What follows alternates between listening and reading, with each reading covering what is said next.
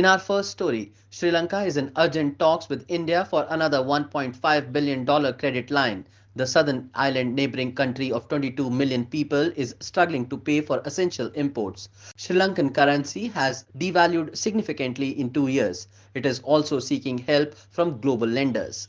Sri Lanka has sought an additional credit line of $1.5 billion from India to import essentials, the island nation's central bank governor said. Sri Lanka is facing its worst economic crisis in decades. Sri Lanka, comprising 22 million people, is struggling to pay for essential imports after a 70% drop in foreign exchange reserves. Fuel is in short supply, food prices are rocketing, and protests have broken out as Sri Lanka's government prepares for talks with the International Monetary Fund amid concerns over the country's ability to pay back foreign debt.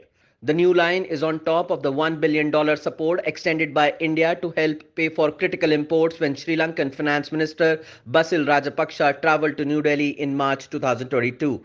India's support for the roiled Sri Lankan economy comes after previous administrations led by the powerful Rajapaksa family drew the island nation closer to China during the past decade, leading to unease in New Delhi. In addition to the credit lines, India this year extended a $400 million currency swap and a $500 million credit line for fuel purchases for Sri Lanka.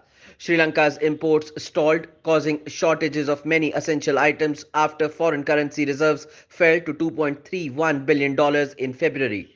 Sri Lanka is just off India's southern tip and has to repay the debt of about $4 billion during the rest of this year, including a $1 billion international sovereign bond that matures in July.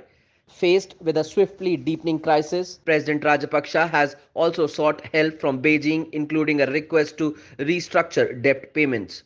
His government is negotiating $2.5 billion in credit support from China, with a decision expected in the next few weeks.